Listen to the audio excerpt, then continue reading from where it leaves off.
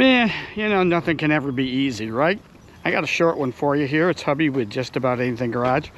And, you know, we're trying to get Laverne done, the truck. You know, that's in videos up there. And we're working on the major thing with that. One of the things we're trying to do is get the flatbed here off of Big Bertha.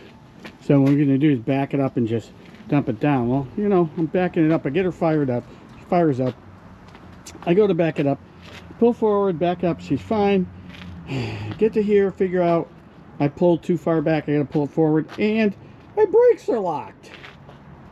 It's crazy.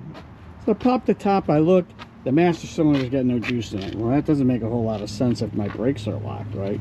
This has the under cab booster as well. Let's crawl underneath it and take a look. We'll talk about that for a second. Oh, here it is right here. Okay, turn on the light.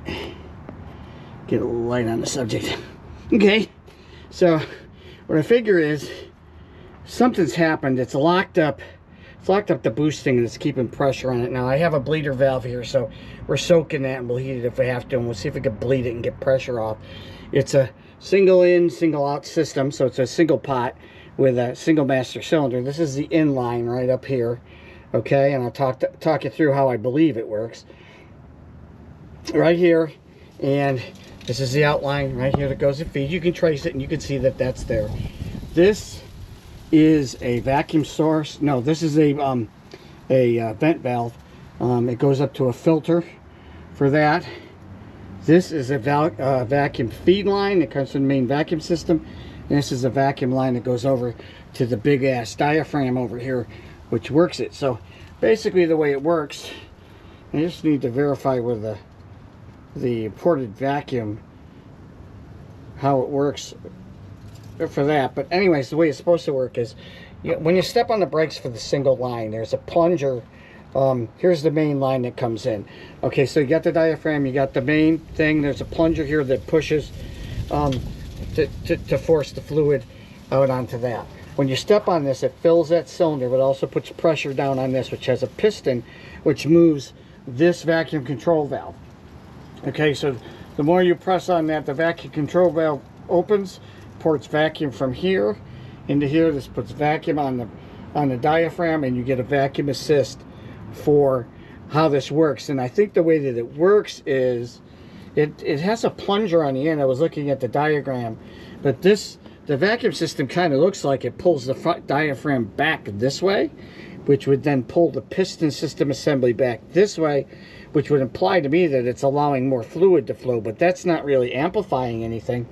You got a small line here to a bigger line here, and you got a piston in here pushing. So somehow this must port vacuum to the front side, so when you sit on it, when you press on the brakes, it pulls this diaphragm forward and puts the hydraulic pressure on the main thing and does it. But these brakes are all locked up back here. I mean, I can't back up, I can't move forward.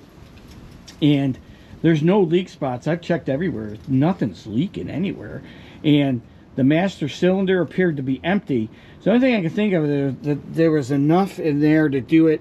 It's sat long enough that it's hyperextended and it's caught up in here. So what I'm going to do is go ahead and loosen this. We're going to see if we can get this bleeder to come off. I'm also hitting this because this looks like that might come off. I'm not sure. We'll have to see.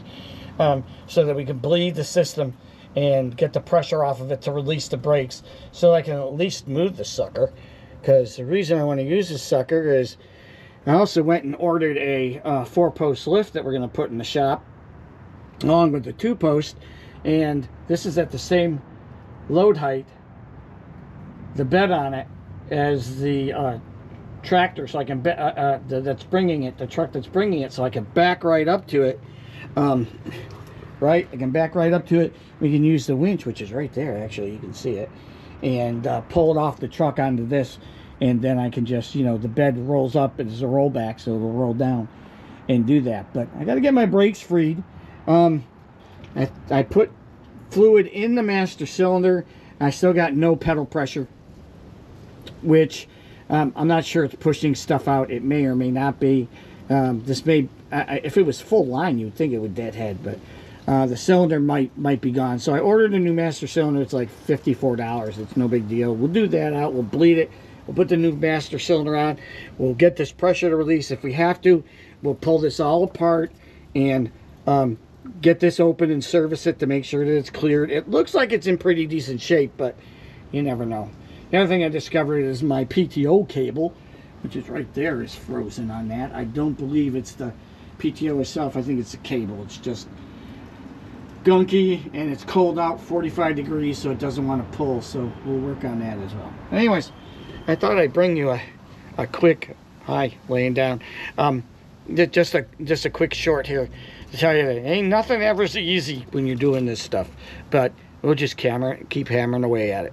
All right, thanks a lot, guys. We'll be back to you. We'll tell you what we had to do, and we might even show you some of the action. All right, so stay tuned. We'll give you another quick short on where the heck we are with Big Bertha.